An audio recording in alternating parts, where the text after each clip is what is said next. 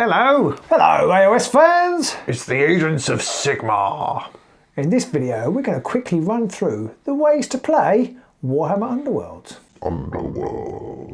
So I think there are three main ways to play, Pete, wouldn't you agree? There are three ways to play. And probably the way you'll start is by playing Rivals format. What is Rivals format? It's a very simple way to play the game. You effectively take your warband and you take the warband cards, and that's a Rivals deck as long as it's from Season 3 onwards. Yeah, so that is an important distinction, but let's assume that you're new to the game, you've just probably bought your Gnarlwood box or maybe a later box that hasn't come out yet, some in the future. And each warband comes with a set of 32 cards with their own little faction symbol on them that match the fighter cards, and that is a Rivals deck, and you can play that straight out of the box. Yes, and that's pretty much all you got to do. You take them out, you shuffle them, and you can start playing. Games Workshop also make Rivals decks. Rather confusingly now, they're all called Rivals decks. Yeah. It's slightly confusing. And at the time of recording, I think there are 4 of those, and you can play those with any of the warbands from Warhammer Underworlds ever. Yeah. And that is valid, and that is Rivals format. Pete, you did allude to something there a little bit. I can't remember exactly what phrase you used, but you suggested that some things aren't valid. Yes. Which is slightly confusing. There is an official Rivals play document which you can find on the Warhammer community webpage. I guess you'll put a link below. Links below. And that tells you what's valid. We don't know whether that's going to change. So again, we're trying to future-proof this video. We don't know if that's going to change. No. If you're playing in a tournament, if you're playing with your friends, anything goes. As long as you tell them what you're doing, anything goes, really. Along with that, you can also only use certain boards, and again, they'll rotate out as the seasons come along. Basically, it's all in the document, and there will be links below, but that will list off what Rivals decks you can use and what boards you can play with.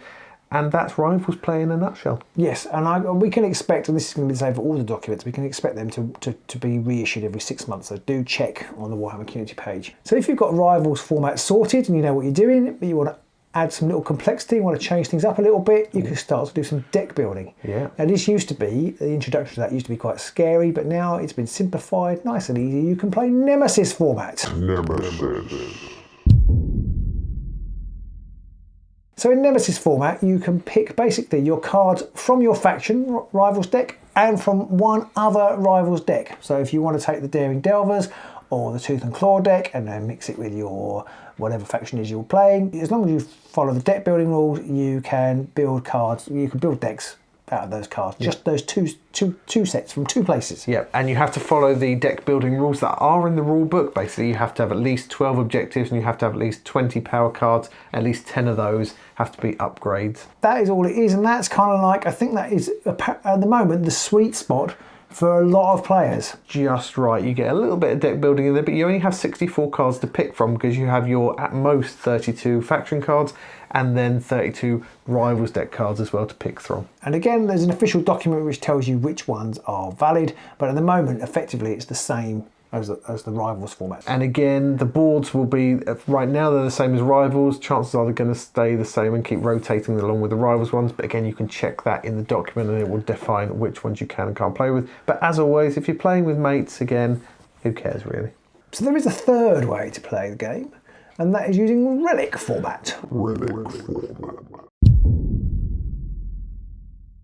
And the main way people will play Relic format is the Championship variant of Relic. That peculiarly is at the second part of the document, which I would have thought it would have been on top of the document, because it's the way people tend to play. It kind of makes it, I guess it's because Relic sort of covers almost any way you can play, and we'll come on to Relic, but we're going to talk specifically about Championship. So Championship is the way before Rivals, before Nemesis. Championship was the way everybody used to play, which basically was you could choose from your any of the available pool of cards and just put them together with your faction cards, and away you went. It was a good way to play, but it became very expensive very quickly, and also you had loads of cards to wade through. It became a bit time intensive to actually sort out. Some people think it's the best way to play, but I think a lot of people actually are quite happy to play with a slightly slimmed down version of Nemesis. But you might want to play Championship, so what do you need to do? All you have to do is you take the warband cards, you can use any of those as always, and then you are limited in the number of universal cards you can take. In the Gnarlwood version, you only have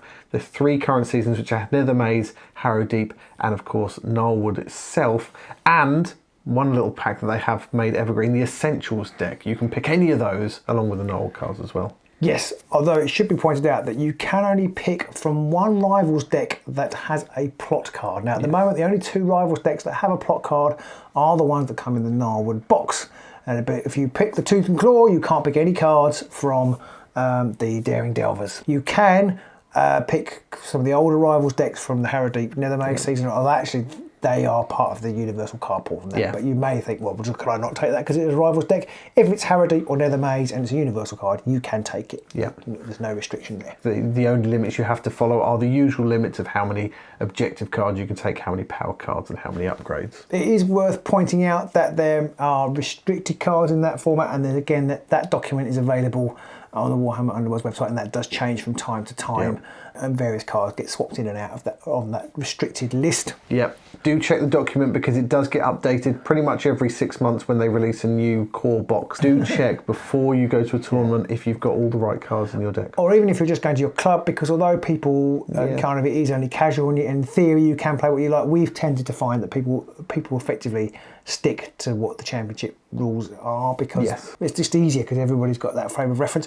But I think, having said that, at club play, I think you're going to find a lot more Nemesis going on and a lot more Rivals going on, so probably it's quicker to play. Check with who you're going to play with, really. Yeah, pretty much. Just agree ahead of time, and those documents are all on the Warhammer community website. In the download section, you will find links in the description below to that area on the website. It's worth pointing out also that the championship format rules for which cards you can take do directly contradict the rulebook. They do, yes. So they do this thing about whether you can only take one Rivals deck with a plot card.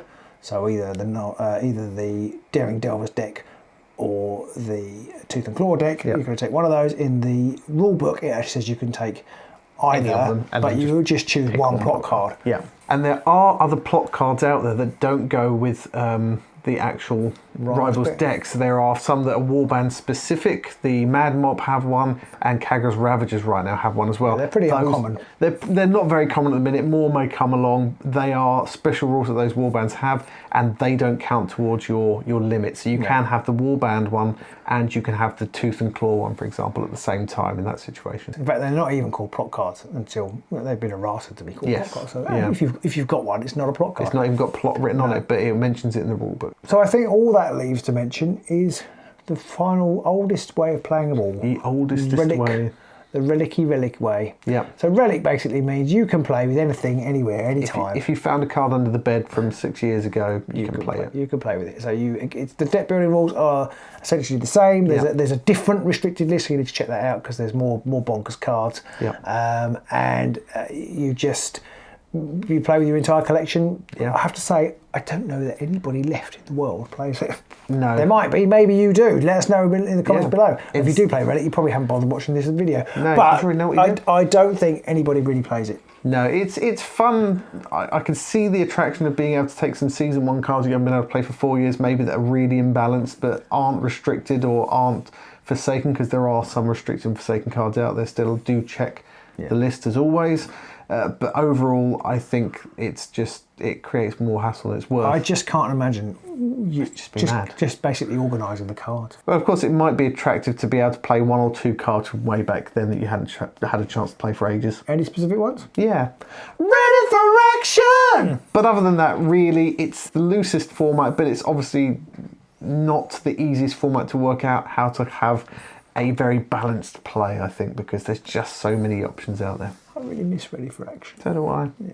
Now, along with all of the card rotation, warbands don't rotate. So if you've got a Season 1 warband, if you've managed to find a copy of the Sepulchral Guard on eBay or any of them from Season 1, 2, 3, anything like that, they're still valid. So I think that pretty much sums it up. I think, just to recap, the too long didn't watch, if you like, is if you've just started play Rivals. If you want to take it a little bit more complicated, play Nemesis. And if you want to go and win a Grand Clash and what have you, then play Championship. Yeah, although I reckon we're going to see more Grand Clashes coming around with Nemesis format. Do you think? Oh, controversial. So. Yeah, and I reckon, maybe we might even go to one of those.